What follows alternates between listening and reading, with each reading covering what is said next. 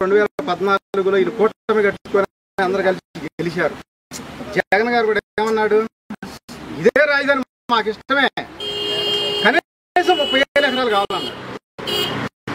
అని వీళ్ళు నమ్మి జనం అందరూ పెట్టుబడులు పెట్టారు. ఇక్కడ వెంటనే మళ్ళీ 3 రాజధానులు అన్నారు.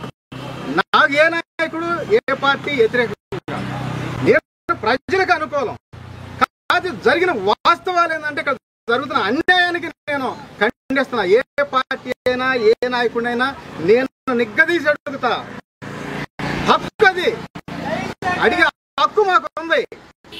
కాబట్టి ఇలాగే మొండి వైఖరి కాకపోతే 4 సీట్లకు పరిమితం అవుతారు. గతంలో వాళ్ళు 11 సీట్లకు పరిమితం అయ్యారు. ఎందుకంటే ఊరికి ఒక 20 మంది ఇదేసి జాబులు చేసుకునే వాళ్ళు ఉంటారు. వాళ్ళు తలా 10 ఓట్లు వేయగలిగితే సార్ 200 ఓట్లు మార్పు వస్తుంది. వాళ్ళు ఒక అవసరం అయితే 25 1 కోటి రూపాయలు ఖర్చు పెట్టగలరు విదేశాల్లో ఉండి ఇదేసి జాబులు చేసుకునేవాళ్ళు.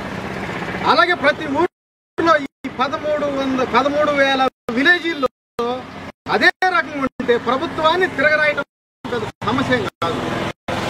అలాగే తిరగరాశారు ఇప్పుడు. అలాగే మళ్ళీ రేపు కూడా తిరగరాయరని చెప్పి గ్యారంటీ ఏం లేదు. తిరగరాయవచ్చు, చివరిదాకా వీళ్ళు కలిసి ఉంటారని గ్యారంటీ లేదు. ఒకవేళ ఉండగానే ఇదే పరిస్థితి చెప్పే కదా, 4 సంవత్సరాలు నేను ఇదే ప్రకారం చేయటానికి సిద్ధం. తర్వాత నెక్స్ట్ అవసరం అయితే ప్రతి కుటుంబం 10 కోట్ల ఆస్తి పనులు చేస్తున్నాను. అదే విధంగా ఏ విధంగా చేయొచ్చు కూడా చెప్పా. ఇప్పుడు కూడా చెప్తా ఉన్నా. ఊరికే మేనేజ్మెంట్ సలహా, ఊరికి మేనేజ్మెంట్ ఇచ్చేస్తారు. ప్రభుత్వానికి 10 లక్షల కోట్ల ఆస్తి చెప్తా ఉన్నా. ఇంకా అట్లాగే ఈ ప్రాంతం వాళ్ళందరూ సినిమా యాక్టర్లు ఉన్నారు. మరి ఈ సినిమా యాక్టర్లకి ఇదిగో ఈ జోన్ లో ఇస్తున్నాము, ఈ జోన్ డెవలప్ చేస్తాం సినిమా యాక్టర్లకి అని చెప్పి ఏమన్నా అన్నారా? కొన్ని సినిమా యాక్టర్లకి ఎవరికైనా కొన్ని మంత్రి పదవులు ఇచ్చారా? కొన్ని ఎమ్మెల్యే టికెట్లు ఇస్తున్నారా? ఎందుకు అంత విద్వేషం సినిమా యాక్టర్లు అంటే?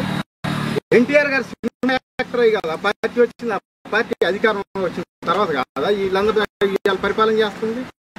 ఎందుకంటే ఎవరు మన ప్రాంతం అభివృద్ధి చేయాలి. అభివృద్ధితో పాటు ఇవన్నీ ఆలోచన చేయాల్సిన అవసరం ఉంది. అట్లాగే ఇదో ఇక్కడ స్టూడియోలు పెడుతున్నాము, ఈ సినిమా యాక్టర్లకి అడిగిస్తున్నాము ఈ జోను అని చెప్పండి. అందరూ వస్తే రేపు పార్టీ సపోర్ట్ చేస్తారు, మళ్ళీ రెండోసారి గెలిచే అవకాశం ఉంది. ఎవరిని పట్టించుకోకుండా తొంగలో దొక్కేసినట్టు వస్తే వాళ్ళకి మాత్రం తెలియదు ఏం దొరికేయటం. అదేవిధంగా ఈరోజు పార్లమెంట్లో మరి బిల్లులు పెట్టాల్సిన అవసరం ఉంది రాజధాని.